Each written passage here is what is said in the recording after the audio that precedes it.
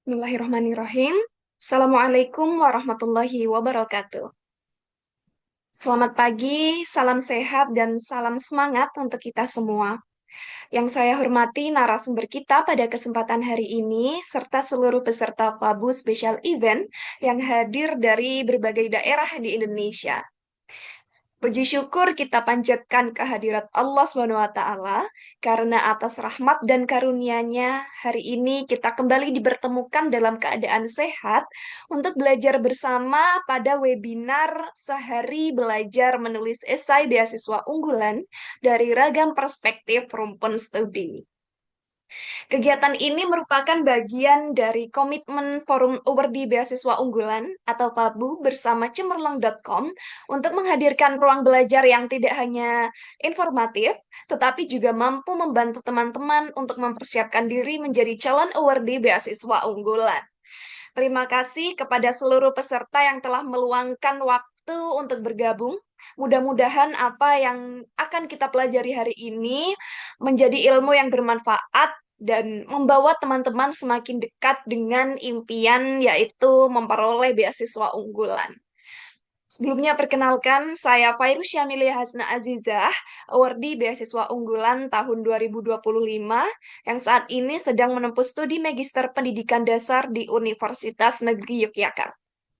Dengan senang hati, saya akan menemani sekaligus memandu jalannya webinar hingga selesai. Semoga acara hari ini berjalan dengan lancar, interaktif, dan tentunya memberikan banyak insight baru bagi kita semua.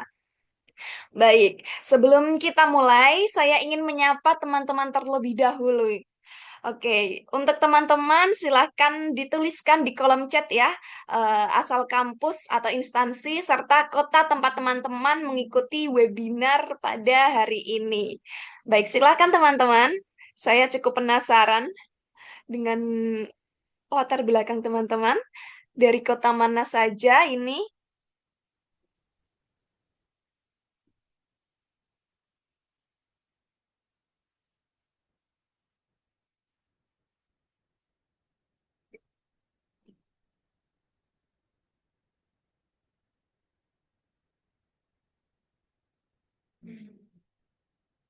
Baik, ini ada Kak Marsha dari Universitas Jember Mojokerto. Oh, halo Kak Marsha. Ini juga ada dari Kak Alzik Zidan dari UNER. Ini ada Kak Nisrina dari UGM. Oke, tapi asalnya dari Jatim. Halo Kak. Ini ada juga Kak Alicia dari Jakarta. Oke, ada yang dari Tangerang, Kak Magfira. Ada yang UNES. Wah, oke macam-macam ya teman-teman. Wah, ada Kak Waode Siti Nur Fauzah. Ini dari Sulawesi Tenggara. Manado, Kak Bunga Citra Saragi. Wah, macam-macam ya teman-teman. Hampir dari seluruh Indonesia ya. Luar biasa. Terima kasih ya teman-teman sudah bersedia bergabung dan belajar bersama pada kesempatan kali ini. Semangat untuk semuanya ya. Mudah-mudahan webinar hari ini bisa menjawab berbagai kebingungan teman-teman ya, terutama dalam menyusun esai yang benar-benar mampu menunjukkan potensi diri teman-teman sekalian. Baik teman-teman, kita tahu bahwa banyak peserta yang memiliki prestasi yang baik, kemudian IPK yang cukup tinggi, bahkan pengalaman organisasi yang luar biasa ya. Namun seringkali yang menjadi tantangan terbesar itu justru bukan pada prestasinya, melainkan bagaimana menceritakan seluruh pengalaman tersebut menjadi sebuah esai yang kuat, autentik, dan juga meyakinkan. Nah, pada sesi inilah kita akan belajar langsung dari seseorang yang telah berhasil melewati proses tersebut. Dengan senang hati, saya akan memperkenalkan narasumber kita hari ini. Kita akan belajar bersama Kak Boni Taufikur Rahman, SPSI MPH. Kak Boni merupakan awardee beasiswa unggulan Kemendikdasmen sekaligus lulusan Magister Kesehatan Masyarakat Fakultas Kedokteran Kesehatan Masyarakat dan Keperawatan Universitas Gadjah Mada dengan predikat cum laude. Dalam perjalanan akademik dan profesional beliau, beliau berfokus pada bidang promosi dan perilaku kesehatan serta aktif mengembangkan berbagai program berbasis bukti yang memberikan dampak nyata bagi masyarakat. Tidak hanya itu, Kak Boni juga berkontribusi dalam berbagai program kesehatan di Universitas Gadjah Mada maupun PT Kilang Pertamina Internasional. Kiprahnya pun diakui melalui kesempatan menjadi presenter pada Y20 Indonesia Summit, serta keberhasilannya meraih juara satu Best Poster Forum Ilmiah Tahunan IAKMI pada tahun 2025. Melalui pengalaman tersebut, pada sesi kali ini Kak Boni akan berbagi strategi menyusun esai beasiswa unggulan, mulai dari menggali personal story, membangun rekam jejak yang bernilai, hingga menyusun narasi yang mampu menunjukkan potensi, tujuan, dan kontribusi sebagai calon awardee. Saya yakin materi yang akan disampaikan pada hari ini akan sangat bermanfaat ya, terutama bagi teman-teman yang sedang mempersiapkan pendaftaran beasiswa unggulan. Baik, tanpa berlama-lama lagi, kepada Kak Boni kami persilakan untuk menyampaikan materi. Waktu yang tersedia kurang lebih 30 menit. Kepada Kak Boni, waktu dan layar kami persilakan.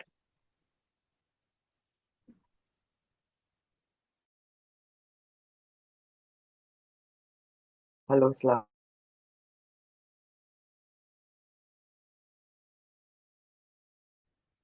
Kak. Suara aku kedengeran nggak?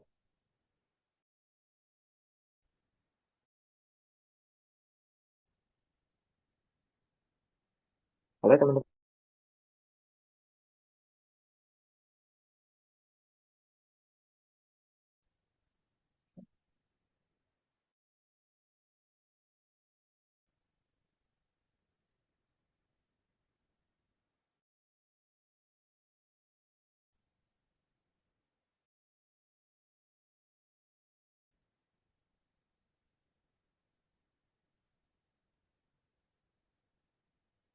Kak Virus, suara saya masuk?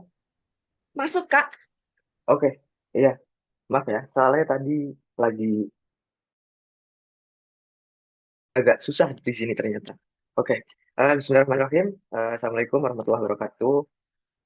Selamat pagi, teman-teman semua. Makasih banyak Kak Virus yang udah ngasih waktu aku buat sharing. Nanti di sini aku pakai bahasa yang santai aja ya, jadi biar nanti lebih ngalir aja dan lebih gampang dipahami dan lebih enak buat interaksi gitu ya. Tak kenal maka tak sayang. Aku perkenalkan diri lagi, nama aku Boni Taufikur Rahman. Kalian bisa panggil aku Boni atau Taufik. Udah kelihatan di sini gelar aku SPSI MPH, jadi S1 ku psikologi, S2-nya kesehatan masyarakat, peminatannya tuh promosi kesehatan. Aku di tahun 2024 di Fakultas Kedokteran UGM untuk Magister Ilmu Kesehatan Masyarakat. Alhamdulillah, minggu sudah gitu. Tadi di sini aku lihat banyak banget ya dari berbagai macam universitas dan dari berbagai macam daerah di Indonesia. Aku ucapin makasih banyak kalian udah mau gabung. Semoga nanti pembelajaran kita di pagi hari ini bisa bawa banyak manfaat ya dan kalian semua yang ada di sini bisa lolos beasiswa unggulan tahun 2026 ini. Amin. Kalau boleh tahu nih, aku juga mau nanya, ini teman-teman yang gabung di sini kebanyakan S1, S2, atau S3. Boleh di open mic boleh atau di chat juga boleh. S1, S2, atau S3 gitu. Nanti juga biar S1, S1, S1, terus S1, oh ada S2 juga. Oke, oke, S1, S1 aja. Ada S2, oke, oke, oke. S2, S1, oke. Oke. Jadi rata-rata anak-anak S1 dan juga S2 gitu ya. Oke, teman-teman. Next, Kak, boleh? Ya, nanti teman-teman kalian kalau misalkan ada yang mau ditanyakan atau yang masih bingung terkait juga dengan penulisan esai, boleh langsung nanya aja, nggak apa-apa ya. Nanti di akhir sesi, nggak apa-apa. Nanti kita belajar bareng juga. Nah, nanti aku akan bahas terkait dengan pengantar esai. Esai itu sebenarnya seperti apa sih, khususnya di esai beasiswa. Itu eh, yang baik itu seperti apa, terus juga nanti ketentuan di esai beasiswa unggulan dari tahun ke tahun itu seperti apa, apakah ada perbedaan, apakah nanti ada hal-hal yang memang harus diperhatikan betul-betul setiap tahunnya, itu seperti apa. Terus juga yang ketiga terkait dengan sistematika penyusunan esainya, bagian pembuka, dari bagian isi sampai ke penutupnya seperti apa. Terus yang selanjutnya, esai rumpun ilmu kesehatan masyarakat itu biasanya seperti apa? Kan pastinya beda nih per rumpun gitu, rumpun sosial seperti apa, medis seperti apa, rumpun apa namanya humaniora seperti apa, itu kan nanti akan beda-beda. Terus bagaimana kita ketika sudah menulis esai, gimana kita melakukan evaluasi dan juga proofreadingnya sampai nanti bagian akhirnya di penutup. Next, Kak.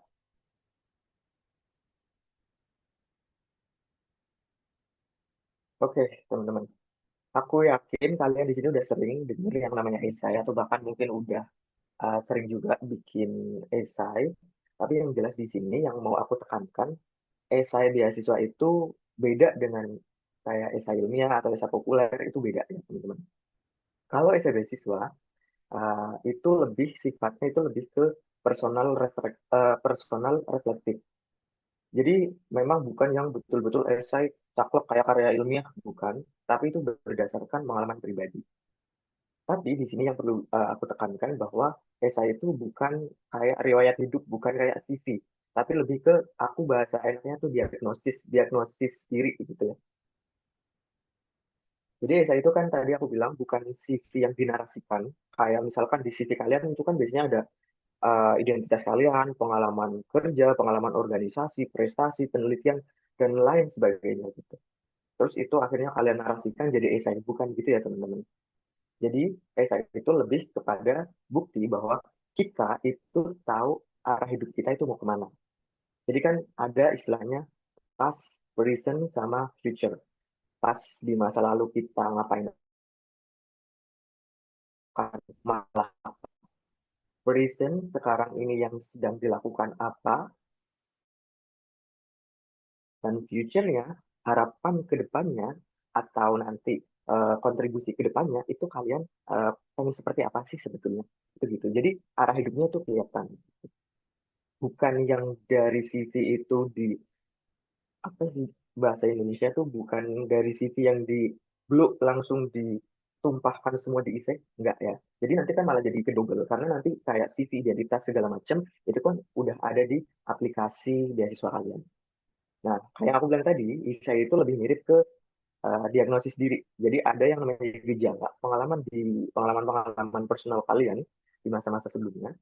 Terus sekarang, di masa sekarang kalian menyimpulkan arah bahwa memang studi S1, S2 maupun S3 itu jadi salah satu jawaban utamanya sampai ke nanti kalian menuliskan resep kontribusi kalian itu ke depan setelah lulus itu mau ngapain. Next, Kak. Boleh.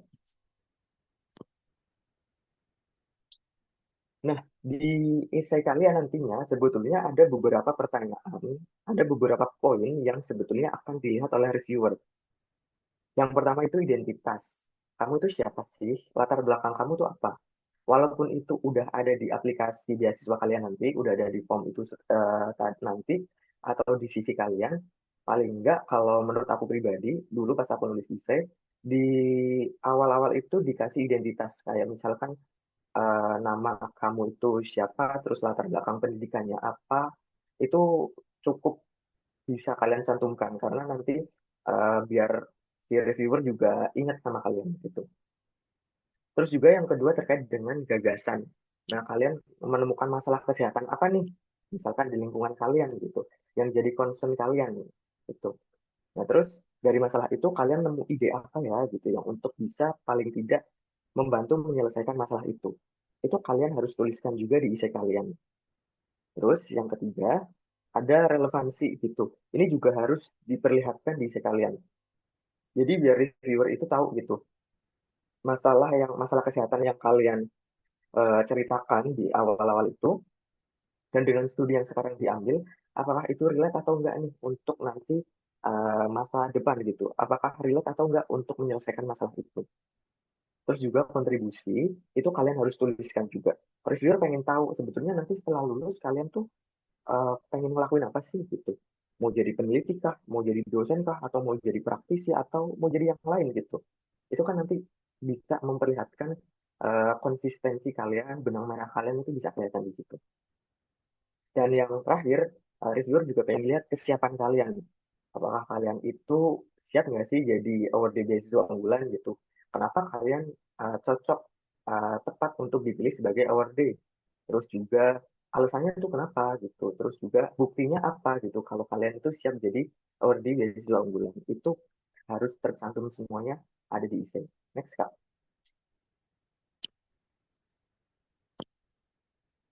Nah, ini teman-teman. Jadi ada perbedaan dari tahun ke tahun, di 3 tahun terakhir, dari tahun 2023 sampai kemarin, itu memang ada beberapa perubahan di tema khususnya ya, di tema esainya gitu. Nah, tahun 2023 sendiri itu temanya itu kontribusiku untuk Indonesia setelah menyelesaikan studi. 2024 di tahun aku itu karya hebatku untuk kemajuan Indonesia. Dan tahun kemarin yang terbaru, dampak teknologi terhadap karakter pada era digital. Nah, untuk tahun 2026 ini, Uh, jujur, aku sendiri juga belum tahu nanti temanya seperti apa, karena nanti akan keluar ketika pembukaan beasiswa. Itu nanti di situ ada bookletnya, ada apa sih namanya segala macam petunjuk dan persyaratannya. Kalian bisa klik di link yang ada di bawah itu, beasiswaunggulan.kemendikdasmen.go.id. Itu nanti kalian bisa pelajari semua di situ. Pokoknya jangan sampai ada yang terlewat. Nah, dari tahun ke tahun ini kan memang ada perbedaan tema esai. Jadi kalian betul-betul harus siap untuk menyesuaikan apa namanya esai kalian dengan tema-tema yang ada gitu. Dan jumlah katanya pun itu sama tetap ya. S1 itu 1000 sampai 1500 kata, S2 S3 1500 sampai 2000 kata. Itu sama setiap tahun. Next, Pak. Nah, di sini aku pakai metode gejala diagnosis terapi. Biasanya itu gitu. Kalau yang aku pakai gejala itu masalah ataupun keresahan yang kita temukan gitu di sekitar kita. Misalnya di Kabupaten A, masalah yang paling banyak adalah masalah diabetes sama obesitas gitu. Itu kita betul-betul lihat secara langsung. Jadi berdasarkan juga pengalaman nyata itu akan jauh lebih kuat. Nah, kalau kalian tuliskan di essay itu kan pasti akan jauh lebih powerful gitu. Kok kalian ngambil masalah di misalkan Kabupaten A? Iya, karena saya dulu misalkan pernah melakukan penelitian di Kabupaten A. Saya misalkan orang asli Kabupaten A. Saya misalkan pernah jadi enumerator misal di Kabupaten A. Jadi itu lebih powerful gitu. Oh iya, itu berarti berdasarkan pengalaman kita. Terus dari masalah-masalah itu kita berpikir nih untuk salah satu cara untuk menyelesaikan masalah itu dengan A, B, C, D. Nah, nah caranya misalkan salah satunya adalah langkah yang dilakukan adalah dengan mengambil apa namanya studi lanjut S1, S2 maupun S3. Nah, itu di diagnosisnya gitu. Jadi kalian harus tekankan bahwa alasan kalian melanjutkan studi S1, S2 maupun S3 itu betul-betul menjadi jawaban kunci dari masalah itu yang ingin kalian selesaikan. Terus juga terkait dengan terapi. Terapi itu lebih ke kontribusi. Apa sih yang akan kalian lakukan nanti setelah lulus?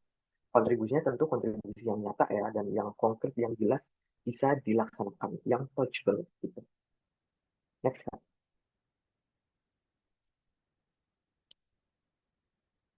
Oke, selanjutnya di sini tuh terkait dengan alur pikir dari esai kalian ya, teman-teman. Jadi ini kalau dari aku pribadi, alurnya seperti ini. Kalian nanti bisa sesuaikan, nggak harus sama plek sama apa namanya yang aku tuliskan ini, tapi nanti kalian juga bisa sesuaikan sama kebutuhan kalian masing-masing. Nah, kan ada tiga layer nih ya. Yang pertama tuh dari pembukaan. Terus isi isai itu biasanya yang porsinya paling besar dan juga penutup. Nah, untuk pembukaan itu kalau dari aku pribadi preferensinya 150 sampai 200 kata aja. Itu bisa diawali dengan hook. Hook itu beberapa kalimat atau satu paragraf gitu ya, yang dituliskan di awal essay, yang tujuannya untuk selling point gitu. Jadi biar essay kalian tuh lebih menarik. Jadi reviewer tuh bakalan kepo, ih ini tuh essay kok menarik ya, baru dibaca aja tuh udah enak nih. Jadi reviewer tuh pengen baca terus nih sampai ke bawah-bawah sampai ke akhir essay kalian.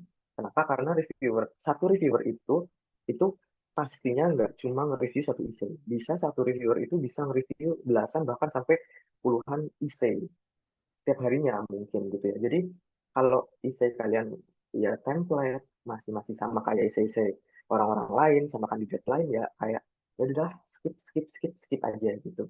Jadi paling tidak harus ada hooknya di depan gitu. Biar reviewer itu kepo ya istilahnya itu kepo. Biar baca sampai ke akhir essay kalian. Terus juga kayak yang aku bilang tadi ada identitas dirinya. Paling enggak entah nama pokoknya nama terus latar belakang pendidikan latar belakang kampus dan lain sebagainya itu perlu dicantumkan sesuai dengan kebutuhan aja yang penting tuh bisa ngalir sama paragraf-paragraf selanjutnya. Nah terus untuk bagian isi ini tuh bagian yang paling banyak ya porsinya itu 900 sampai 1000 kata ya kalau preferensi dari aku. Nah ini bisa kalian isi sama masalah kesehatan yang kalian temukan itu apa yang ingin kalian angkat itu apa dan jangan lupa sama data pendukungnya data-data yang kredibel, yang valid, itu wajib penting banget dicantumkan. Meskipun kita secara personal tahu nih di daerah situ, di daerah A nih, di daerah A, misalkan ada masalah stunting. Nah, itu udah jelas ada masalah stunting, tapi kita juga tetap harus mendukung dengan data-data yang valid gitu. Jadi biar kita nggak dianggap cuma berasumsi, tapi betul-betul masalah itu ada dan nyata. Terus di isi ini juga kalian tekankan yang namanya benang merah gitu. Jadi kenapa dari masalah yang kalian temukan, terus akhirnya kalian ngambil studi ini sampai nanti ke rencana konkret kontribusinya itu tetap nyambung gitu. Terus juga alasan kuat melanjutkan studinya itu apa, itu harus kalian pilihkan. Gitu. Nah, untuk penutupnya, ini aku saranin 200 sampai 300 kata aja.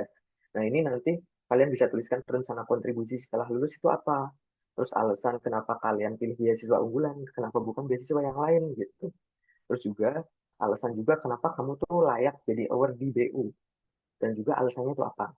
Dan juga closing statement ini.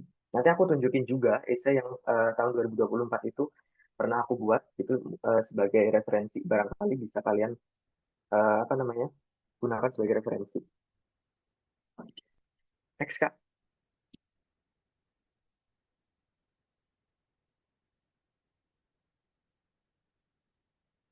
kak boleh next.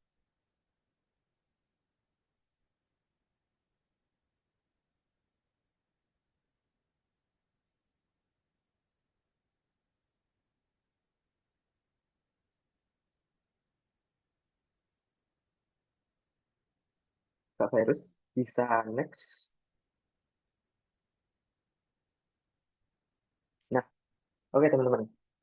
Selanjutnya ini isu pada rumpun kesehatan masyarakat gitu ya.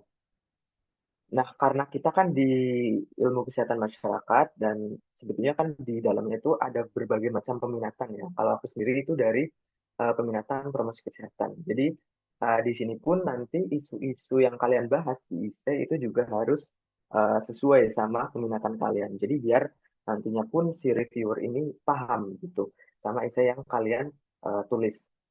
Oh iya, tambahan aja. Jadi sebetulnya kalau di tahun aku itu dulu ada informasi bahwa reviewer maupun nanti siapa namanya interviewer bisa jadi bukan orang yang ahli di bidang kita. Bisa jadi karena kita dari Kesmas, reviewer maupun interviewernya itu dari bidang yang lain misal. Nah itu kalian juga harus nulis esainya itu dalam bahasa yang mudah dipahami dan betul-betul orang lain itu bisa paham nih, bisa tahu nih apa sih sebetulnya yang kalian sampaikan. Nah, isu-isunya kan ada berbagai macam ya. Kalau dari Promkes itu, yang pertama itu bisa terkait dengan literasi kesehatan, komunikasi risiko kesehatan, sampai ke kayak misal perubahan perilaku masyarakat. Terus juga kalian yang peminatannya epidemiologi, misal bisa bahas terkait surveillance penyakit, terus terkait kesiapsiagaan wabah, dan lain sebagainya. Nah, untuk teman-teman yang dari K3, bisa bahas terkait kesehatan kerja, terus ergonomi, terus juga yang terkait sama industri itu kan sangat-sangat relate ya untuk masa-masa sekarang. Nah, terus untuk teman-teman yang dari kesehatan lingkungan itu juga bisa bahas terkait dengan kayak sanitasi, iklim. Sekarang kan lagi gencar tuh kayak climate change dan lain sebagainya. Itu betul-betul nanti kalian sajikan di isi kalian. Nah, terus dari KIA ngomongin stunting, ngomongin terkait kematian ibu anak, terus kayak teman-teman dari kebijakan kesehatan ngomongin tata kelola, ngomongin pembiayaan, ngomongin evaluasi program, itu pokoknya kalian harus sesuaikan dan jangan sampai lompat isu gitu loh teman-teman. Jadi biar isi kalian betul-betul fokus. Next Kak, boleh. Nah, gimana sih sebetulnya ciri isi yang kuat? Yang pertama itu kalau dari pengalaman aku ya, itu berangkat dari masalah kesehatan yang nyata, yang kalian temui di lapangan, itu secara personal kan akan lebih kuat gitu, karena kalian sudah betul-betul turun ke apa namanya masalah itu, turun ke wilayah yang sedang mengalami masalah itu. Terus yang kedua, ada data dan pengalaman lapangan yang memperkuat argumen. Apalagi misalkan ini ya, ditambahi data-data gitu ya, data-data yang kredibel dari data dari Kemenkes, data dari WHO maupun data-data dari jurnal itu tuh akan lebih memperkuat gitu. Apalagi kalian misalkan lebih spesifik gitu, misalkan kalian mengangkat masalah diabetes tadi misalkan di Kabupaten A dan kalian itu misalkan orang yang udah berpengalaman di Kabupaten A, kalian punya datanya langsung yang real time dari Kabupaten A, itu akan jauh lebih powerful pastinya. Terus yang ketiga, solusi yang ditawarkan itu realistis dan berbasis bukti. Kayak misalkan program kesehatan, riset terapan, kebijakan pokoknya yang betul-betul realistis yang bisa di apa namanya eksekusi oleh kalian. Jadi nggak yang muluk-muluk yang harus gede banget skalanya, tapi betul-betul bisa kalian eksekusi misalkan dalam kurun waktu berapa tahun, dalam waktu berapa periode itu bisa dieksekusi. Itu akan jauh lebih powerful daripada skalanya yang besar pengen melakukan A, B, C, D skalanya nasional atau bahkan internasional. Karena yang di sini yang dinilai adalah apa namanya buktinya, berbasis buktinya dan juga keseriusan kalian gitu ya teman-teman. Terus yang selanjutnya terkait dengan menunjukkan sudah ada rekam jejak yang relevan itu akan jauh lebih kuat ya teman-teman. Next Kak. Nah ini aku yakin teman-teman juga udah familiar dengan sumber data yang relevan. Ini bisa banget ya kalian nanti cantumkan di IC sebagai penguat dari Kemenkes RI, kalian bisa pakai profil kesehatan, pakai SKI, data-data SKI, dari BPS kalian bisa pakai Susenas, data demografi dan lain sebagainya. Itu bisa banget disesuaikan dengan kebutuhan kalian. Dari WHO, UNICEF itu bisa juga data kesehatan global. Misalkan kalian nanti mau ngomongin data dari global dulu, terus nasional, terus ke lokal itu sangat bisa. Terus dari jurnal pun juga sangat bisa. Jurnal yang bereputasi ya teman-teman. Fokus, Sinta itu benar-benar harus dipakai. Jadi pilih jurnal yang itu valid, yang kredibel, jangan jurnal yang abal-abal, jurnal yang apa namanya predator, jangan sampai gitu ya. Nah itu sebagai bukti riset bahwa memang masalah itu real, betul-betul nyata. Seperti itu. Next Kak, boleh. Dan selanjutnya, nah kesalahan yang harus dihindari dalam IC ya teman-teman. Sebetulnya ada banyak, tapi di sini aku rangkum yang memang yang paling tidak harus kalian notes nih. Apa aja nih kesalahannya? Yang pertama itu solusinya itu klise tanpa metode atau target yang jelas. Jadi contohnya tuh kayak saya ingin mengedukasi masyarakat, saya ingin membuat masyarakat menjadi lebih sehat gitu. Itu kan kayak apa sih gitu loh.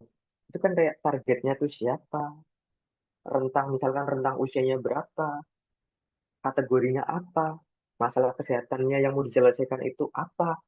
Itu kan belum jelas gitu loh. Jadi betul-betul kalian harus jelaskan lagi nanti di situ kalian mau menyelesaikan masalah kesehatan di part yang mana gitu. Terus yang kedua, mengutip data tapi tidak dijelaskan kaitannya langsung gitu. Jadi kayak ya udah dikutip-kutip aja gitu data dari ini gitu. Tapi kayak nggak ada apa gitu. Terus apa gitu datanya doang gitu. Jadi kurang jelas gitu. Terus yang ketiga, mencampur terlalu banyak isu kesehatan. Nah, misalnya kayak isai kalian nanti nulis kalian dari Promkes nih misal, tapi isainya masalahnya tuh ya masalah Promkes, ya masalah gizi, ya masalah KIA. Jadi betul-betul terlalu terlalu banyak masalah, akhirnya tuh malah jadi nggak fokus nih isainya. Itu betul-betul harus dihindari ya teman-teman. Terus yang keempat itu di akhir isai itu kan ada rencana kontribusi. Itu tuh kayak kalian kayak aku bilang tadi nulisin rencana kontribusi yang terlalu besar, yang skalanya tuh nasional, yang uh, dalam tanda kutip kurang realistis. Itu malah bisa dikira kok terlalu muluk-muluk ya nanti, para reviewer bisa membaca kalian terlalu muluk-muluk gitu. Ini terlalu besar dan kurang mungkin untuk dicapai dalam beberapa tahun misalkan seperti itu. Itu harus kalian hindari betul-betul. Next Kak, boleh. Nah, ini kita bahas terkait dengan essay yang sempat aku tulis, yang udah aku tulis tahun 2024. Di hub essay, ini paragraf awal aku tulisannya gini, kalian bisa baca. Nah, jadi di essay aku, karena aku kan tertarik di layanan kesehatan, teknologi digital kesehatan gitu. Jadi di hub essay ini aku tulisin juga yang terkait sama teknologi kesehatan. Nah, di sini aku tulis bahwa aku tahun 2022 pernah membaca penelitian yang menarik, penelitian 3D Bamak. Itu karya Prof. Rianarto saat itu. Aku benar-benar baca gitu ya. Dan itu juga diposting di salah satu akun Instagram. Nah, di situ aku lihat ini ini penelitian tuh menarik gitu karena ini penelitiannya terkait dengan aplikasi perangkat lunak yang bisa menampilkan lokasi pembuluh darah otak gitu ketika melakukan operasi bedah saraf. Itu kan menarik banget gitu. Nah, aku buat ini jadi sebuah quote gitu. Nah, karena aku pun juga suka bikin kayak apa sih quotes quotes di situ. Jadi di awal paragraf pun aku tulis dengan quotes gitu. Jadi biar si reviewer juga eh, tertarik gitu, oh ini apa sih sebetulnya, kok baru awal essay itu udah ada quotes, baru awal essay itu udah aplikasi apa nih, pembuluh darah otak gitu, operasi bedah saraf gitu, apa nih gitu. Jadi reviewer tuh kepo gitu, oh ternyata ini. Jadi reviewer tuh benar-benar mau baca sampai nanti, sampai akhir-akhir essay kalian seperti apa gitu.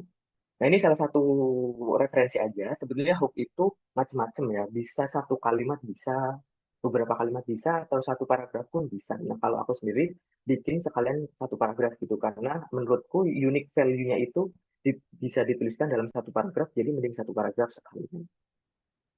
Next, Kak, boleh.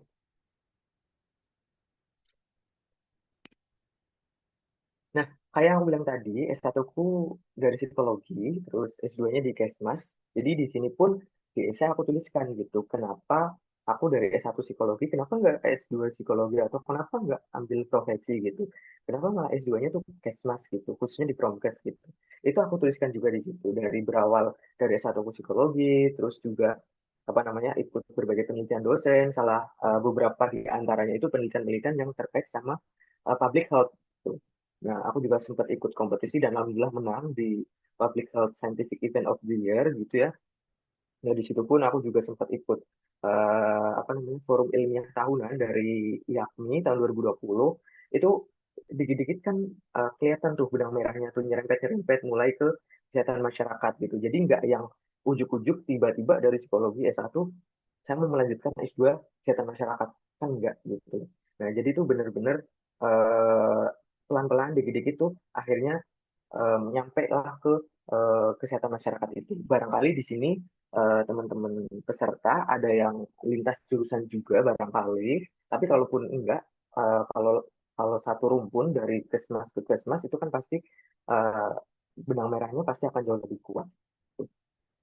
Nah, di sini kebetulan juga aku setelah lulus alhamdulillah sempat kerja di kedokteran tropis ya di FKUGM juga. Jadi memang punya pengalaman yang relate dengan kesehatan masyarakat. Next Kak, boleh. Nah, terus yang aku bilang tadi jangan melupakan data pendukung. Nah, karena di ISAIKO itu saat itu kan di pas aku kerja di FKUGM itu kita mengadakan kegiatan ini agak lupa, Ideathon gitu. Jadi kita ingin merangkum ide-ide anak-anak mahasiswa S1 dari seluruh Indonesia terkait dengan kesehatan ibu dan anak, inovasi khususnya untuk inovasi-inovasi kesehatan digital gitu, teman-teman. Jadi di situ pun karena ngomongin kesehatan ibu dan anak ya isunya. Nah, itu pun akhirnya di IC pun aku sempil-sempilin tuh data-data terkait dari yang terkait sama kesehatan ibu dan anak kayak laporan profil kesehatan ibu dan anak, terus World Summit for Children tahun 1990 dan lain sebagainya. Itu betul-betul penting untuk memperbaiki sekalian. Next Kak, boleh. Nah, selain itu juga, kalian juga harus menyampaikan ketertarikan kalian. Kalian tuh sebetulnya tertariknya ke apa sih gitu. Nah, di sini kan kayak yang aku tulis di sini contohnya adalah saya tertarik melakukan penelitian dan juga pengembangan aplikasi digital yang terkait sama media promosi kesehatan. Nah, ini nantinya ketertarikan ini dilatar belakangi oleh adanya ketimpangan akses layanan kesehatan di Indonesia. Jadi betul-betul memang kalian harus tuliskan di situ alasannya apa, ketertarikannya apa, alasan yang mendasari itu apa. Nah, di sini juga tentunya aku cantumin juga data-data yang terkait sama hal itu. Kenapa sih ini urgent untuk dilakukan? Itu teman-teman. Next, Kak, boleh. Nah, untuk bagian penutupnya, jadi di bagian penutup esai aku tulis gitu. Apabila saya terpilih menjadi penerima beasiswa unggulan, nah saya akan apa-apa-apa-apa. Setelah lulus saya akan apa-apa-apa gitu. Nah, selain itu pun kalian juga harus refleksi juga apakah tujuan kalian nanti setelah lulus itu sesuai nggak sih sebetulnya sama tujuan dari beasiswa unggulan. Kalian juga harus tahu nih seluk-beluk si beasiswa unggulan, visi misinya apa, tujuannya apa, kalian juga harus tahu gitu. Ini sesuai nggak sih sama visi misi kalian juga? Itu nanti boleh dituliskan banget. Nah, untuk closing statement, kayak yang di hook essay tadi, aku juga nulisin ada quotes juga. Jadi biar lebih menarik pembaca, ini quotes yang aku tulis seperti ini. Dan juga aku tulis juga closing statement yang lain gitu. Harapan aku tuh apa sih sebetulnya di Kesmas, khususnya di Promkes gitu. Harapan aku apa sih sebetulnya nanti setelah studi ini selesai itu dituliskan di situ ya teman-teman. Jadi betul-betul nanti kalian isinya itu kalau grafiknya tuh udah naik gitu ya, pakai kayak kurva lonceng terus turun gitu. Jadi flow-nya tuh enak buat dibaca. Boleh next Kak? Nah, selanjutnya jangan ragu buat membedah essay sendiri. Kayak yang aku bilang tadi, ada metode yang aku sampaikan tadi, gejala, diagnosis, dan juga terapi. Nah, kalian juga harus lihat gejalanya nih, udah ada belum nih di essay kalian gitu. Nanti setelah kalian nulis, udah ada belum nih gejalanya nih? Oh, masalah-masalahnya ini udah ada. Oke. Diagnosisnya apa? Oh, udah ada. Oke. Terapinya apa nih setelah kalian lulus? Oh, udah ada. Oke. Gitu. Itu harus ada semua gitu. Biar nanti ketika kalian di interview pun kalau ditanyakan esainya, kemungkinan besar pasti ditanya ya. Itu kalian bisa jawab dan sesuai nih sama apa yang kalian tuliskan. Next, Kak, boleh. Nah, yang nggak kalah penting adalah melakukan proofreading pada esai yang udah kalian tulis. Kalau kalian udah nulis esai ini, udah bikin draft esainya nih, nah, kalian harus cek lagi nih tata bahasa dan ejaannya. Jangan sampai kayak ada typo, tanda baca yang nggak sesuai, terus struktur kalimatnya juga jangan sampai bertele-tele gitu. Meskipun ini essay yang sifatnya personal reflective, tapi juga jangan bertele-tele, kalimat-kalimat yang udah dilontarkan juga jangan sampai apa sih namanya diulang-ulang lagi di paragraf-paragraf selanjutnya. Jadi tuh kayak nanti yang baca tuh bosen gitu, karena udah pernah dibaca sebelumnya gitu. Terus yang kedua, cek konsistensi istilah. Nah, satu istilah kesehatan yang dipakai itu sebetulnya memang harus sama, harus konsisten dari awal sampai akhir. Kayak misalkan telehealth. Kita ngomongin telehealth di paragraf awal, tapi kok di paragraf selanjutnya kita ngomongin layanan kesehatan digital gitu. Itu sebetulnya kan memang maknanya sama, tapi akan lebih baik kalau satu istilah saja. Mau kalian pakai telehealth, mau kalian pakai layanan kesehatan digital, yang penting itu harus sama dari awal paragraf sampai akhir paragraf. Gitu. Terus yang ketiga, mengecek kesesuaian angka dan juga data. Meskipun, oh tadi kan kita mencantumkan data juga ya, itu kan penting banget ya. Entah dari sumber mana yang penting itu valid, kalian harus cek lagi, bener nggak sih angkanya segini? Bener nggak sih, apa namanya, narasinya seperti ini gitu. Jadi angka-angka yang udah kalian masukkan nanti kan bisa dinarasikan, itu juga harus sesuai. Gitu. Jangan sampai ada kesalahan yang itu malah jadi kayak bumerang buat kalian nanti pas interview. Terus yang keempat, baca dengan jeda. Jadi itu kayak kalau aku sendiri itu hari ini tuh udah ngebaca nih isinya nih, udah clear, oh udah aman nih. Besok 1 atau 2 hari setelah itu bisa nih kalian baca lagi. Biar apa? Biar kalian tuh tahu biasanya kan setelah kita refresh, setelah kita beberapa hari itu kan bisa pikiran kita bisa refresh lagi nih. Ketika pikiran kita udah refresh itu kan akan muncul ide-ide yang lain gitu. Oh, isi kita kok gini ya?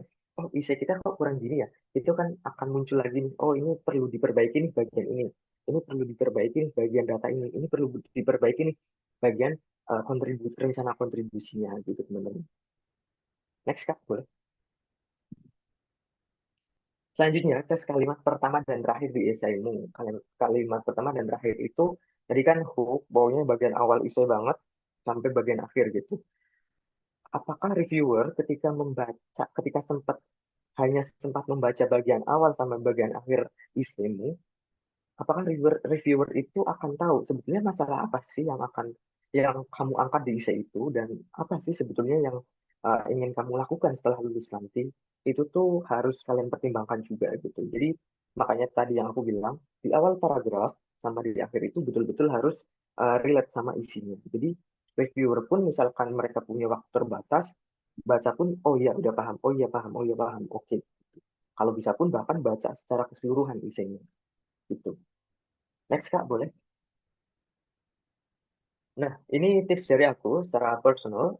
Ini kala itu yang aku lakukan gitu. Yang pertama adalah minta orang lain untuk baca esai kita. Ya, misalkan orang-orang yang udah ahli di bidang pembuatan esai atau orang-orang yang udah dapat beasiswa, yang udah dapat award di BU misal gitu. Teman kalian misalnya ada yang award di BU, itu minta tolong dong review esai kita gitu. Maksudnya kurangnya di apa sih, lebihnya di apa, kurangnya di apa itu penting banget. Pokoknya minta masukan, minta feedback, tapi apa namanya jangan sampai kayak ih, kok masukannya banyak banget misalkan gitu, kok masa gini sih gitu. Itu nggak apa-apa banget ya. Masukan banyak berarti memang kan ada banyak hal yang harus diperbaiki gitu. Terus juga mintanya itu dari jauh-jauh hari ya sebelum, jangan mepet-mepet gitu. Jadi biar kalian itu lebih banyak dapat perspektif mana sih yang bagian-bagian yang perlu diperbaiki, mana yang perlu di improve gitu. Itu perlu sekali. Terus yang kedua, tulis aja dulu gitu. Sebetulnya karena kan memang nggak masalah kalau draft pertama kalian belum sempurna. Bahkan dulu pun aku pas nulis isi itu nulis ada berapa draft ya? Kalau nggak salah ada 8 atau 10 draft essay yang aku tulis gitu. Karena memang aku pun minta tolong ke teman-teman aku buat ngecek ke essay ini tuh sebenarnya udah bagus atau belum. Essay ini sebetulnya kurangnya di mana gitu. Udah tepat belum nih untuk jadi essay beasiswa untuk aku apply ke BU gitu. Udah tepat atau belum gitu. Itu betul-betul apa namanya penting gitu. Tulis aja dulu. Pokoknya tulis dulu, jangan mikir kok gini ganti-ganti. Jangan, nggak usah nggak apa-apa gitu. Pokoknya tulis dulu, simpen dulu draftnya, kasih ke orang gitu. Terus yang ketiga, baca esai orang lain juga sebagai referensi ya, sebagai referensi, tapi bukan contekan yang plek ketik plek sama kayak gitu. Jangan, pokoknya dijadikan referensi dulu gitu. Apalagi esai yang sama di bidang kita, karena di Kesmas, misal kalian punya teman-teman Kesmas yang udah lolos BU, bisa minta tolong minta esainya buat dibaca gitu. Oh biar tahu nih esainya tipenya kayak gimana sih gitu. Itu bisa banget tuh buat referensi kalian. Terus yang terakhir ini yang penting banget menurut aku. Jadi sebelum nulis esai bahkan kalau kalian mau itu bahkan kalian harus kenali diri sendiri dulu gitu loh. Jadi kayak kalian tuh harus refleksi diri dulu sebetulnya pengalaman-pengalaman yang udah kalian lalui itu apa saja gitu. Masalah-masalah yang kalian lihat itu masalah apa aja sih sebetulnya di lapangan gitu. Dan nanti ketika apa namanya tema ketentuan esai di beasiswa unggulan itu udah keluar di tahun 2026 ini, kalian bisa menyesuaikan nanti alur ceritanya mau seperti apa gitu. Jadi betul-betul harus refleksi diri dulu gitu. Jangan sampai yang kayak aku bilang tadi, melompat-lompat isunya, terlalu banyak masalah yang disajikan, akhirnya tuh jadi kayak terlalu umum, terlalu banyak, terlalu penuh gitu. Reviewer pun nanti bakal bingung gitu. Kalian tuh maunya apa sih sebetulnya? Gitu. Next Kak. Oh, udah selesai. Gitu aja sharing dari aku. Nanti kalau ada yang mau ditanyakan, monggo silakan boleh ditanyakan. Kurang lebihnya mohon maaf. Selamat siang. Assalamualaikum warahmatullahi wabarakatuh. Waalaikumsalam warahmatullahi wabarakatuh. Terima kasih banyak kepada Kak Boni atas pemaparan materi yang begitu komprehensif dan inspiratif ya. Saya pribadi mencatat beberapa poin ya, terutama mengenai bagaimana sebuah esai itu tidak hanya sekedar menceritakan pengalaman, tetapi juga mampu menunjukkan arah kontribusi dan juga karakter kita sebagai calon penerima beasiswa unggulan nanti. Semoga seluruh peserta juga memperoleh banyak insight baru ya, yang dapat langsung diterapkan ketika mulai menulis esai nanti. Baik teman-teman, sekarang kita memasuki sesi yang biasanya paling ditunggu ya ini, yaitu sesi diskusi dan tanya jawab. Untuk teman-teman yang ingin bertanya, dapat menggunakan fitur raise hand atau apabila lebih nyaman dapat langsung menuliskan pertanyaannya di kolom chat. Baik, saya silahkan teman-teman. Oke, di sini ada Kak Marsha, Kak Klevisari. Baik, langsung saja untuk kesempatan pertama kita berikan kepada Kak Marsha Yulia Putri untuk menyampaikan pertanyaannya. Silahkan Kak Marsha. Oke, baik. Terima kasih atas kesempatan yang sudah diberikan, Kak. Mohon izin, saya terkendala terkait on-cam ini ya. Saya mau bertanya, jika peminatan yang akan saya ambil nantinya adalah epidemiologi, namun saya akan mengambil isu terkait kesehatan lingkungan seperti sanitasi dan kualitas air, apakah nantinya mengurangi poin nilai di mata viewer? Terima kasih. Oke, ini langsung jawab atau gimana, Kak? Siapa? Virus? Nggih, Kak, boleh langsung dijawab. Oh, oh iya. Oke, tadi yang nanya Kak siapa? Aku lupa. Oh, Kak Marsha. Oke. Sebetulnya kalau sejauh yang saya tahu itu nggak mengurangi juga, asalkan Kak Marsha itu bisa membungkus masalah kesehatan lingkungan tadi ya kalau nggak salah itu jadi ke perspektif epidemiologinya gitu. Jadi masalah yang diangkat misalkan terkait apa nanti diambil dari sisi epidemiologinya itu seperti apa. Itu nggak apa-apa Kak. Yang penting masalahnya itu fokus dan sesuai sama solusi maupun ide yang Kak Marsha itu nanti mau apa namanya tawarkan seperti itu. Nggak masalah Kak, nggak apa-apa. Cuma tadi itu jangan terlalu banyak mencampur adukan berbagai masalah isu yang ada di situ gitu. Jadi malah terlalu banyak, terlalu apa, terlalu penuh gitu. Sebetulnya mana sih yang mau diselesaikan dulu gitu. Nggak apa-apa Kak, tapi.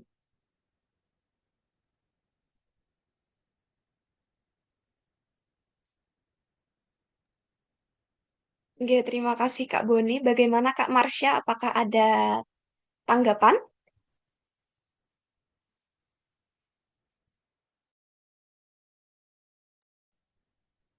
Halo Kak Marsha. Sinyalnya kayaknya deh Kak, tadi dia bilang. Oh, baik. Baik, mungkin kita beralih ke pertanyaan yang lain dulu, nggih, Kak Boni, nggih. Oke, baik Kak Marsha.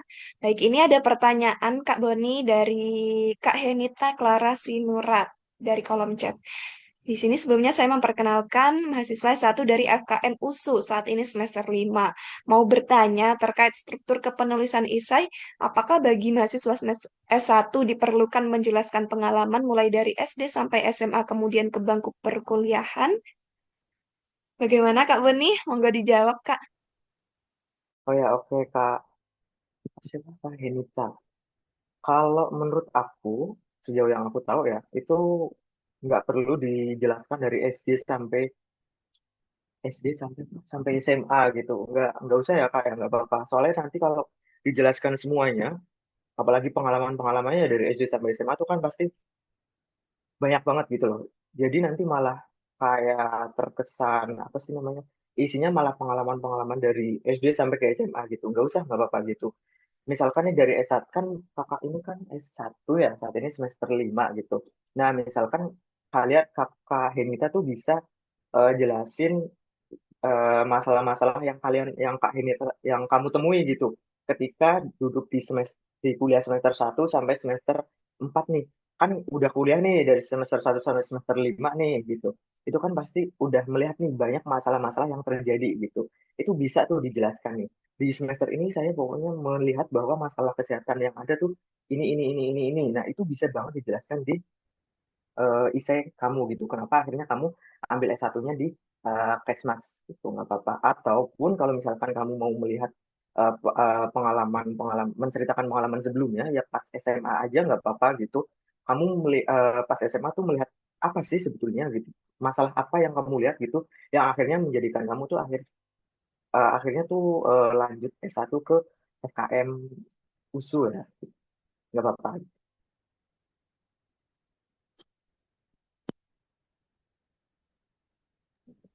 Baik, Itu terima Kak kasih banyak Fairuz. Kak Boni atas jawabannya. Eh, Sebelum beralih ke pertanyaan selanjutnya, bagaimana Kak Henita? Apakah ada tanggapan? Oke, terima kasih banyak. Baik, untuk selanjutnya ini ada pertanyaan. Oh iya, ini ada yang raise hand. Saya persilahkan dulu nggih kepada yang raise hand. Kak Zek Zidan, saya Baik, persilahkan untuk menyampaikan pertanyaannya. baik sebelumnya apakah suara saya terdengar? Terdengar sangat jelas, Kak. Baik, sebelumnya perkenalkan saya Zidan, mahasiswa baru dari Universitas Airlangga, Prodi Kesehatan Masyarakat. Jadi nanti eh, rencananya pada saat esai beasiswa unggulan saya akan mengangkat masalah tentang HIV yang sedang meningkat di kabupaten saya tinggal. Nah, tapi tadi saya lihat di esai Kak Boni itu Kak Boni itu menyetumkan seperti apa pengalaman dan juga kegiatan yang relevan dan selaras dengan eh, topik masalah kesehatan yang Kakak angkat. Sedangkan case-nya di saya ini saya tidak punya pengalaman dan juga kegiatan yang relevan begitu dengan topik yang saya angkat yakni HIV. Nah, itu dari Kak Boni ada saran atau eh, apa yang sekiranya itu bisa diganti pada kalimat tersebut yang saya ini kurang dari apa pengalaman dan juga kegiatan dari topik yang akan saya angkat seperti itu. Terima kasih. Ya Kak, oke Kak Zidan ya. Oke, tadi kan Maba S1 ya. Jadi menurut aku, kalaupun misalkan belum ada pengalaman yang langsung, itu nggak apa-apa gitu. Karena kan kayak aku bilang tadi, pengalaman langsung di lapangan itu akan jadi nilai plus gitu, akan jadi powerful banget gitu. Kalau udah punya gitu, nggak apa-apa. Kalaupun belum punya pun juga nggak apa-apa gitu. Kayak misalkan nanti bisa diceritakan gitu, bisa diceritakan apa sih yang kamu lihat gitu. Kan itu dari perspektif kamu nih. Kamu melihat masalah HIV di wilayah kamu, di wilayah A misalnya. Nah, setelah itu kamu bisa tambahin dengan data-data pendukung nih, dari misalkan kabupaten ya, skupnya misal kabupaten. Kamu misal ambil data dari apa namanya, Dinkes kabupaten ya, itu kan biasanya ada, itu bisa gitu, atau dari jurnal-jurnal pun bisa itu sebagai penguat. Nah, selain itu pun terkait dengan masalah HIV ini, misalkan belum ada pengalaman di situ, kamu juga bisa nih tulisin kayak misal sebetulnya udah apa saja sih langkah-langkah yang sudah dilakukan entah sama pemerintah kabupatennya, entah sama kayak NGO-nya, entah sama kayak dari kampus atau dari siapapun itu, dari pihak siapapun itu yang udah melakukan apa sih namanya tuh, kayak mencoba menyelesaikan masalah ini. Itu diceritakan saja tidak apa-apa. Nah, selain itu pun, itu kan juga bisa jadi penguat bahwa kamu meskipun belum punya pengalaman di situ, tapi kamu juga melihat nih, sebetulnya banyak pihak nih yang sudah berusaha untuk menyelesaikan itu, cuma memang sampai sekarang ini belum bisa terselesaikan secara 100% misalnya. Nah, kamu sendiri akhirnya punya kayak ide atau punya gagasan A, B, C, D, itu bisa juga ya, Kak, dan bisa dilakuin. Selain itu pun, kamu juga bisa kamu juga bisa nulisin kayak pengalaman-pengalaman apa yang itu pun nggak relate langsung sama HIV, nggak masalah gitu. Misal kamu ngangkat masalah HIV, tapi kamu punya pengalaman di bidang masalah kesehatan yang lain, itu juga nggak apa-apa diangkat gitu. Tapi nanti kamu bisa refleksikan, oh di masalah kesehatan ini dulu saya melakukan ini. Nanti di masalah HIV ini saya akan melakukan ini. Itu nggak apa-apa. Sejauh yang aku tahu nggak apa-apa gitu. Baik, terima kasih banyak Kak Boni. Sama-sama, Kak. Baik, terima kasih jawabannya Kak Boni. Untuk selanjutnya, ini ada pertanyaan dari Kak Marsha Sobiah. Izin bertanya, kalau belum punya banyak pengalaman di lapangan yang berkaitan dengan bidang yang saya pelajari, kira-kira di esainya sebaiknya diarahkan seperti apa ya? Apakah tetap boleh fokus pada motivasi, keresahan yang saya lihat? Silahkan Kak, mungkin ini pertanyaannya hampir sama ya dengan pertanyaan Kak Zek tadi Kak. Oh iya, benar. Dari Kak siapa? Kak Marsha. Ini pertanyaannya mirip sama Kak Zidan tadi. Boleh, boleh banget, nggak apa-apa gitu. Karena kan masih maba, misal belum ada pengalaman yang pengalaman lapangan yang khususnya yang betul-betul relate sama masalah yang diangkat, nggak apa-apa. Kayak yang aku bilang tadi ke Kak Zidan, itu saran itu bisa dilakuin juga. Atau misalkan keresahan-keresahan masalah yang kamu lihat gitu dari perspektif kamu, apa yang udah dilakukan sama pihak lain yang akhirnya tuh masalah ini tuh sebenarnya belum terselesaikan secara penuh gitu, secara 100%, itu nggak apa-apa dituliskan aja gitu. Keresahannya apa, kira-kira nanti rencana kontribusi setelah lulus tuh mau melakukan apa, itu nggak apa-apa gitu. Itu nggak apa-apa ditulis, sama motivasi juga itu nggak apa-apa juga ditulis. Itu penting banget gitu kan, apalagi dari jenjang SMA ke S1 kan itu akan dilihat banget gitu, kenapa nggak langsung kerja, misal kenapa kok mau lanjut S1 di Kesmas malah gitu. Itu boleh banget dituliskan.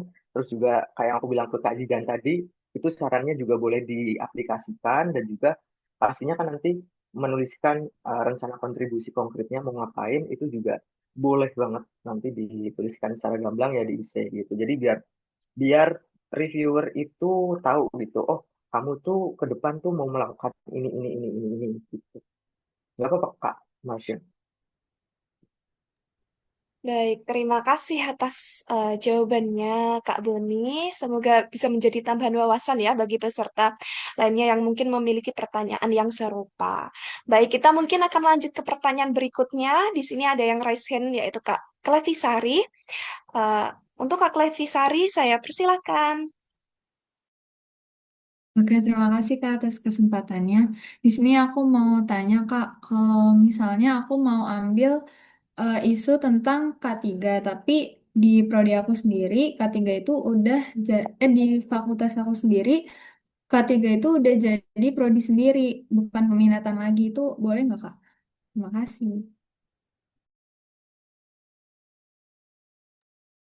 Oke, jadi K3 itu udah jadi prodi gitu ya Kak, ya?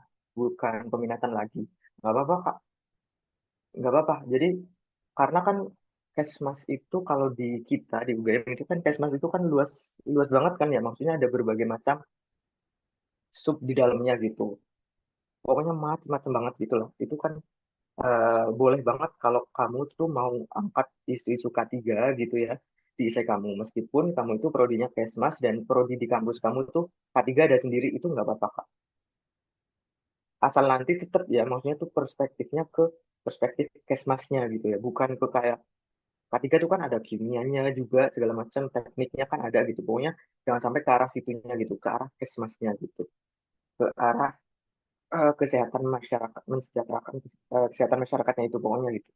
Jadi lebih di framing ke Kesmasnya. Nggak apa-apa bang. Oke, terima kasih Kak atas jawabannya. Sama-sama Kak. Baik, terima kasih Kak Boni dan juga Kak Klevi. Untuk teman-teman yang lain yang ingin mengajukan pertanyaan, saya persilahkan. Kita masih memiliki cukup banyak waktu ya untuk berdiskusi bersama. Ya, jangan sungkan bertanya ya teman-teman, karena seringkali pertanyaan kita itu justru mewakili kebingungan dari peserta-peserta yang lain gitu. Dan jangan sia-siakan kesempatan kita ya untuk berdiskusi bersama ahlinya sesuai dengan rumpun studi kita yaitu kesehatan masyarakat. Saya persilakan teman-teman.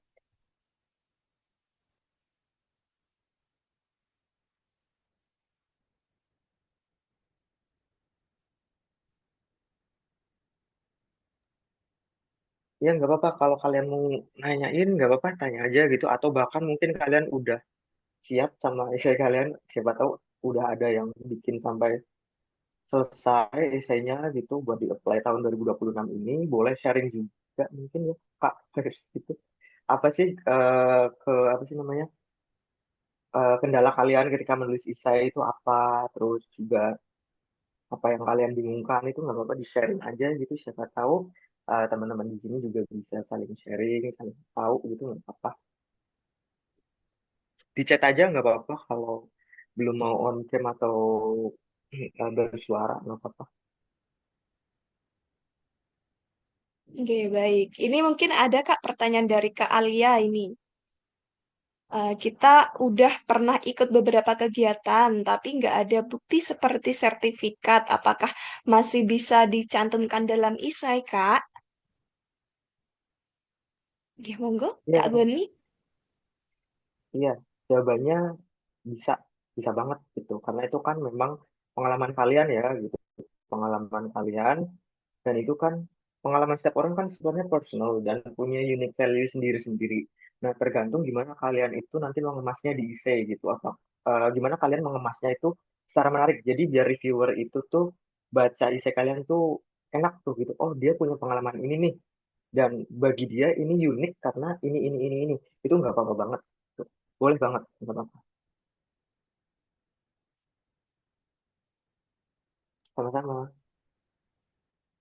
Oke. Untuk selanjutnya, baik. Ini ada yang raise hand, Kak. Ada Kak Nabila Khairun. Silahkan Kak Nabila, langsung saja untuk memperkenalkan diri dan juga menyampaikan pertanyaan. Baik, sebelumnya perkenalkan nama aku Nabila Hairuniswa dari mahasiswa S1 UIN Jakarta. Izin bertanya Kak, kalau di esai itu kan rencananya aku bakal nulis cita-cita karir sebagai tenaga kesehatan di rumah sakit, kesehatan masyarakat di rumah sakit. Tapi di bagian kontribusi nanti aku juga bakal nyantumin program, pengembangan program. Itu dari Promkes itu kayaknya udah relevan atau konsisten gitu nggak ya Kak? Atau sebaiknya dipilih salah satu saja? Oke, kalau pengembangan program Promkes ya tadi ya, kalau nggak salah. Ya, Programnya apa Kak? Boleh tahu nggak Kak? peer educator kesehatan remaja rencananya. Oh, tapi kamu tuh pengen jadi nakes juga gitu. Mm-mm. Pengen jadi nakes juga. Menurut aku bisa aja, tapi tetap dilihat ke realistisnya tuh kayak gimana gitu loh. Maksudnya tuh kayak nanti kamu kan setelah lulus mau jadi nakes, maksudnya rencana kontribusi itu kan bisa dibagi jadi rencana jangka pendek, jangka menengah maupun jangka panjang gitu. Nah, apakah nanti dua cita-citamu ini bakal bisa direalisasikan secara berbarengan atau dalam kurun waktu yang berbeda? Misalkan dalam jangka pendek nih setelah lulus kamu pengen jadi nakes misal, terus rencana jangka menengahnya pengen bikin peer educator. Itu nggak apa-apa kalau itu memang kamu kira sekira sekira dirimu kan yang tahu ya, kamu yang tahu uh, ketika itu kamu kira masih bisa touchable, masih bisa kamu eksekusi, itu nggak apa-apa gitu. Nah, itu kamu juga harus pilah lagi ya itu ya, maksudnya based on jangka pendek maupun jangka menengah ataupun jangka panjang gitu. Atau bahkan bisa kamu lakukan berbarengan gitu. Misalkan kamu jadi nakes, sekalian juga kamu bikin inovasi dari promkes itu, yang terkait promkes itu. Itu kalau bisa juga nggak apa-apa, dijelasin aja gitu, Kak. Baik, terima kasih atas jawabannya Kak. Sama-sama, Kak. Baik, terima kasih banyak Kak Boni dan Kak Nabila. Untuk teman-teman yang lain, apakah ada pertanyaan lagi? Oh, baik. Kak Klevisari lagi ya. Baik, Kak. Silahkan, Kak. Terima kasih Kak atas kesempatannya. Aku izin mau tanya lagi, kalau misalkan di esai itu aku tulis kalau aku mau peminatannya itu kesehatan lingkungan, tapi setelah penentuan peminatan, aku akhirnya mengambil peminatan Promkas. Itu apakah boleh ya Kak? Makasih. Oh, jadi kamu tuh awalnya mau Kesling, terus terus Enggak, setelah maksudnya gimana gimana? takutnya Sorry. di masa depan nanti tuh berbeda Oh, ya. gitu Kak. Realisasinya. Itu gimana Kak? Kalau menurut aku nggak apa-apa. Yang penting sekarang ini, kamu kan sekarang lagi di peminatan apa? Sekarang fokus dari esaimu ya harus di peminatan ini gitu loh. nanti perkara apa sih namanya setelah lulus kamu loncat ke peminatan yang lain misal itu nggak masalah, tapi at least sekarang ini kamu kalau dari menurut aku ya menurut aku kamu tuh harus bener-bener sesuaikan sama peminatanmu yang sekarang gitu loh. Jadi biar biar apa sih namanya reviewer juga nggak bingung gitu. Kok kamu mau ke di Cashling kok kamu ke Promkos kok gini kok pindah-pindah gitu. Kan bingung gitu reviewernya gitu. Sebenarnya tuh kamu minatnya kemana gitu. Nggak apa-apa gitu. Itu harus kamu tekankan dulu sekarang tuh minatnya kemana gitu. Ya Iya kalau bisa maksudnya pun ke depan ya kalau bisa pun ke depan juga harus ini ya relate ya sama apa yang udah kamu tulis di essay. Itu kayak gitu. terima kasih Kak. Oke, sama-sama. Oke, terima kasih. Untuk selanjutnya, teman-teman, apakah ada pertanyaan lagi? Silahkan teman-teman, saya berikan kesempatan, Ge. Silahkan bertanya.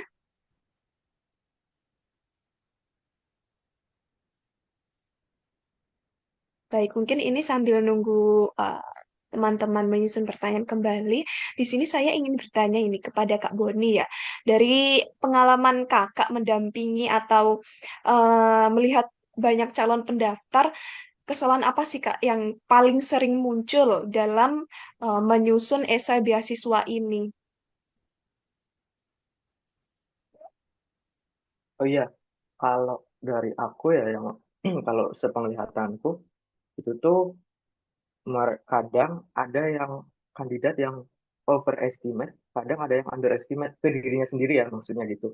Dia punya prestasi tapi dia tuh kayak terlalu merendah gitu. Nah, itu kadang prestasinya padahal itu relate banget sama apa yang mau dia lakukan setelah lulus misal. Nah, tapi dia tuh kayak underestimate kayak nanti mbok dikira gini gini gini, nanti mbok dikira terlalu tinggi gitu. Akhirnya tuh kayak prestasi itu yang udah didapat akhirnya nggak dikeluarkan nih di IC nih. Nah, biasanya ada yang gitu. Ada juga yang overestimate. Overestimate tuh kadang pede, tapi terlalu pede gitu. Jadi kayak apa namanya? Dia punya prestasi bagus, tapi terlalu di apa sih istilahnya? Terlalu di IC-nya itu nuansanya tuh ke prestatif banget gitu. Di IC-nya tuh isinya prestasi semua gitu. Saya pernah melakukan ini, saya pernah juara ini gitu. Enggak, itu ada juga yang kayak gitu dan itu sebetulnya memang sebaiknya harus dihindari karena kan memang di IC beasiswa itu kan tadi yang aku bilang sifatnya itu personal reflektif, jadi kisah-kisah kalian yang menurut kalian itu punya unique value gitu, prestasi boleh dicantumkan sebagai penguat itu tadi gitu, sebagai bukti bahwa kalian itu memang masuk ke prodi ini, masuk masuk ke peminatan ini karena memang sebelumnya punya prestasi ini gitu. Kalian mau melakukan ini karena sebelumnya punya pengalaman di sini gitu. Itu kayak gitu. Selanjutnya juga yang diisi yang banyak kesalahan tuh kayak apa namanya? Dia nggak recheck ulang gitu, kayak typo segala macam, terus juga kayak nggak mengecekkan ke orang lain gitu, kayak ya udahlah gitu. Udah selesai, upload gitu. Atau juga kadang ada juga yang kayak isi-isinya itu kayak isi CV kayak yang aku bilang tadi gitu. Jadi semua yang ada di CV itu ditulisin semuanya di isi gitu. Jadi kayak double reviewer tuh bakal baca double aplikasi gitu. Di aplikasi udah baca CV kamu, baca semua prestasi kamu, di isi malah juga baca itu juga gitu. Jadi kayak loh, kok saya baca ini lagi gitu. Itu mostly kayak gitu sih Kak. Itu harus dihindari juga. Baik, terima kasih Kak atas penjelasannya. Berarti pada intinya kita itu sebagai calon awardee tidak boleh menuliskan sesuatu yang sifatnya underestimate dan juga overestimate ya terhadap diri kita sendiri. Baik, untuk selanjutnya apakah teman-teman ada pertanyaan lagi? Oke, ini tampaknya uh, materi yang disampaikan Kak Boni sudah cukup jelas ya, sehingga sebagian besar pertanyaan dari teman-teman telah terjawab atau sudah terwakilkan oleh pertanyaan yang sebelumnya. Sekali lagi terima kasih ya Kak Boni atas pemaparan materi yang sangat komprehensif dan mudah dipahami ya. Baik, sebelum kita benar. Oke. Jadi sebelumnya mari kita bertepuk tangan terlebih dahulu ya secara virtual teman-teman atas eh, materi yang telah diberikan oleh Kak Boni dan juga ilmu serta inspirasi yang telah dibagikan pada kesempatan kali ini. Oke, sebelum kita benar-benar mengakhiri kegiatan hari ini, kita akan melakukan sesi dokumentasi terlebih dahulu. Untuk teman-teman yang berkenan dapat menyalakan kameranya, silakan teman-teman, akan saya hitung ya. Apakah semua sudah siap?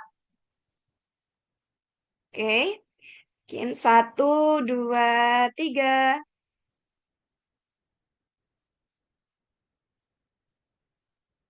Oke, sekali lagi. Satu, dua, tiga.